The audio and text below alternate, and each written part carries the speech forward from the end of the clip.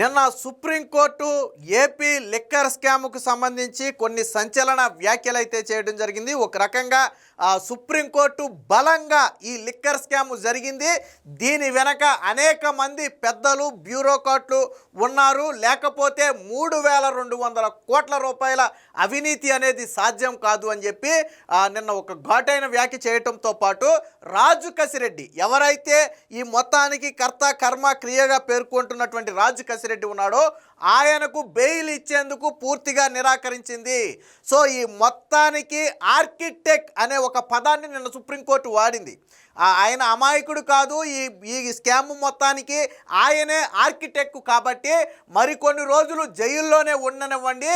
A7 Avinash Reddy ఎవరైతే ఈ liquor స్కామ్కు సంబంధించినటువంటి సొమ్ము మొత్తాన్ని ట్రాన్స్ఫర్ చేసినటువంటి కేసులో నిందితుడిగా ఉన్న A7 అవినాష్ రెడ్డి ఉన్నాడో ఆయన రాజు కసిరెడ్డికి నీడ లాంటి వారు.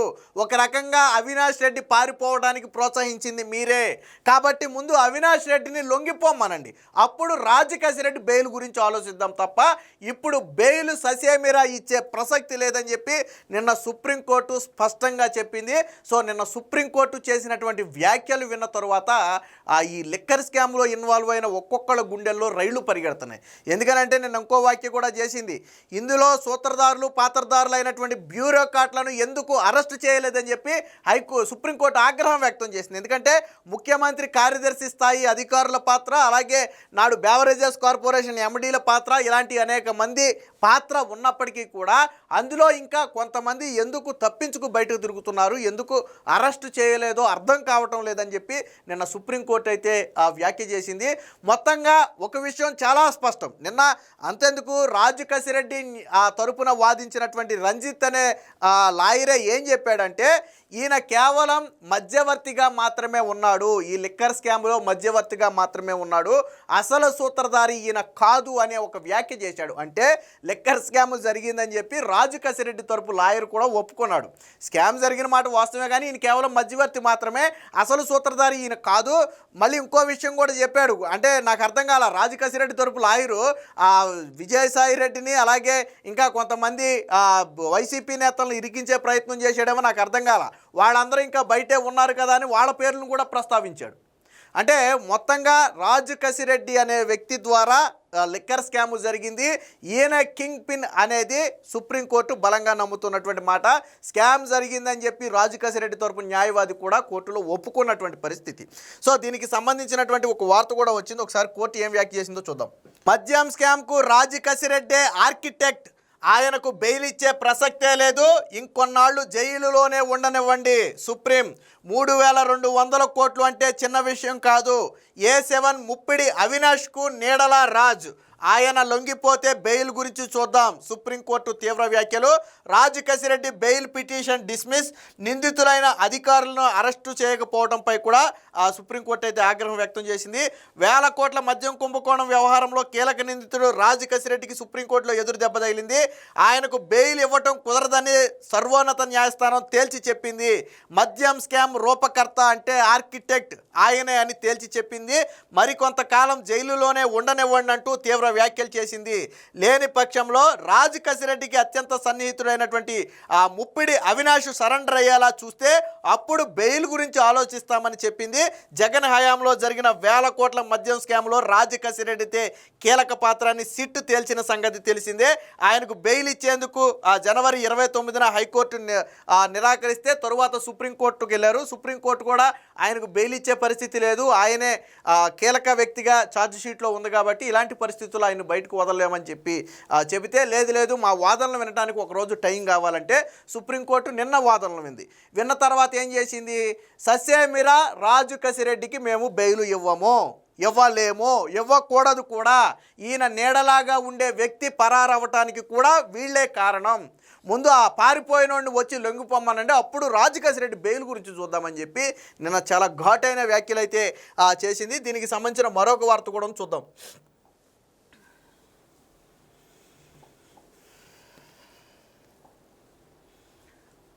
మద్యంలో 3,200 కోట్లు చిన్న అవినీతి కాదు. బ్యూరోక్రాట్లు ఉన్నత హోదాల్లో ఉండేవారు, తుది నిర్ణయాలు తీసుకునేవారు కుమ్మక్కు. అవన్నీ లేకుండా ఇంతటి అక్రమం సాధ్యం కాదు. ఈ కేసుతో సంబంధం ఉన్న బ్యూరోక్రాట్లను అరెస్టు చేయకపోవడం దురదృష్టకరం. మద్యం కుంభకోణంలో రాజ్ కసిరెడ్డికి బెయిల్ నిరాకరిస్తూ సిజేఐ జస్టిస్ సూర్యకాంత్ వ్యాఖ్యలు. ఎవరైతే చీఫ్ జస్టిస్, మళ్ళీ ఈ ధర్మాసనం కూడా ఏ ధర్మాసనం అనుకుంటున్నారు, ఏ బెంచ్కి వెళ్ళింది అనుకుంటున్నారు? సుప్రీంకోర్టు చీఫ్ జస్టిస్ బెంచ్కి వెళ్ళింది. ఆయనే నిన్న ఈ వ్యాఖ్యలు కూడా చేసింది. ఇక్కడ చూడండి, బ్యూరోక్రాట్లు రాజకీయ పలుకుబడితో ఉన్నత హోదాలు అనుభవించేవారు, తుది నిర్ణయాలు తీసుకునేవారు. వీరందరి మధ్య నేరపూరిత కుట్ర క్రియాశీలక సహకారం కుమ్మక్కు లేకుండా 3,200 కోట్ల భారీ అవినీతి అనేది సాధ్యం కాదు. ఇదేమీ చిన్నది కాదు. ఈ కేసులో కొందరు నిందితులు బెయిల్ మీద విడుదలైనంత మాత్రాన మిమ్మల్ని విడుదల చేయాలనేమీ లేదు. అందువల్ల బెయిల్ ఇవ్వడం కుదరదు. మీరు మరికొంతకాలం వేచి చూడండి, అంటే జైల్లోనే ఉండండి అని చెప్పి సుప్రీంకోర్టు చీఫ్ జస్టిస్ అయినటువంటి సూర్యకాంత్ అయితే వ్యాఖ్యానించారు. అయితే బెయిల్ కోసం అతను దాఖలు చేసిన పిటిషన్పై సూర్యకాంత్ అలాగే జోయ్ మల్యా బక్షి ధర్మాసనం అయితే విచారించింది. వాస్తవానికి మొన్న సోమవారం నాడే బెయిల్ నిరాకరిస్తే వాళ్ళు కొద్ది గడువు కావాలన్నారని చెప్పి నిన్న వాళ్ళ వాదనలు విన్నారు.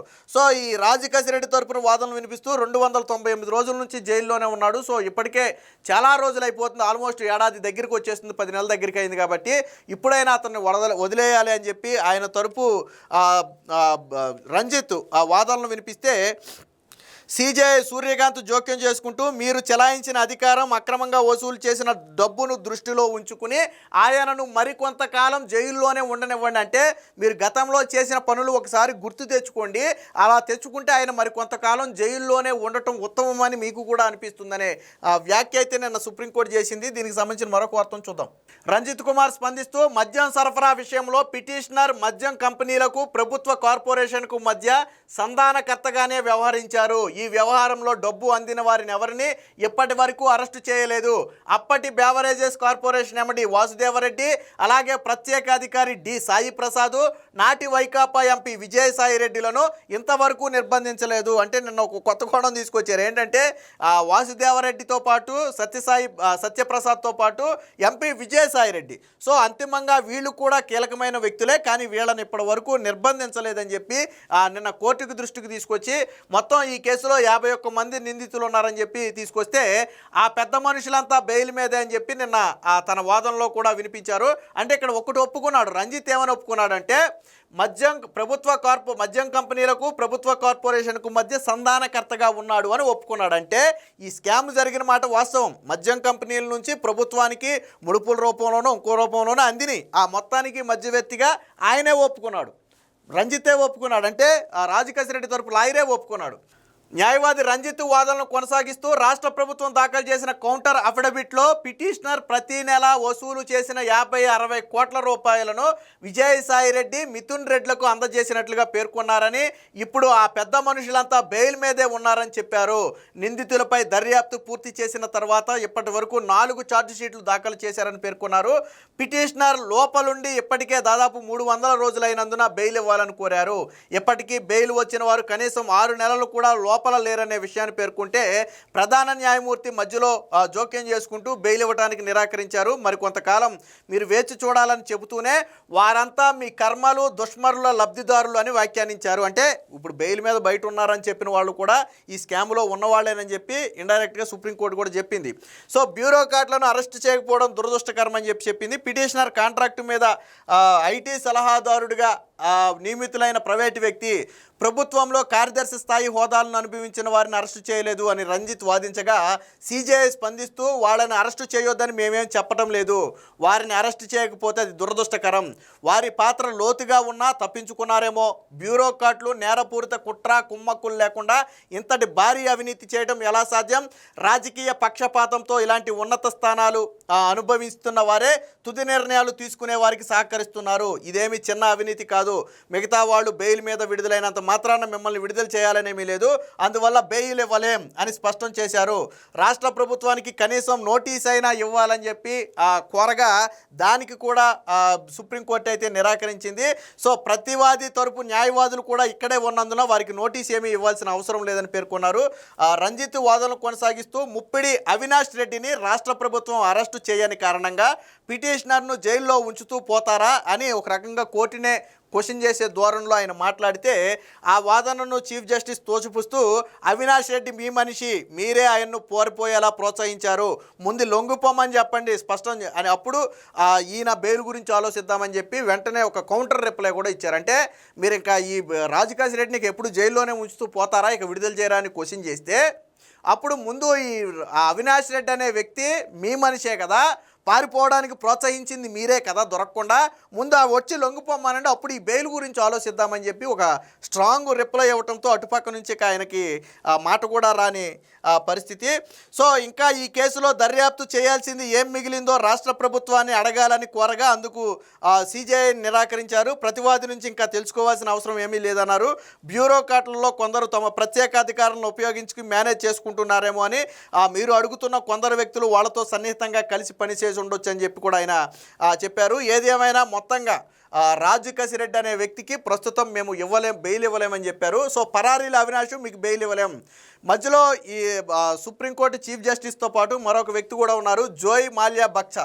సో ఆయన కూడా అందులో జోక్యం చేసుకుంటూ ముప్పిడి అవినాష్ రెడ్డి అనే అతను మీ నీడ, మీరు తరలించిన డబ్బుకు సంబంధించిన కంపెనీకి అవినాష్ రెడ్డి నేతృత్వం వహిస్తున్నాడు, ఇప్పుడు ఆ వ్యక్తి పరారీలో ఉన్నందున ప్రస్తుత పరిస్థితుల్లో మీకు బెయిల్ మంజూరు చేయటం సరికాదు అన్నారు.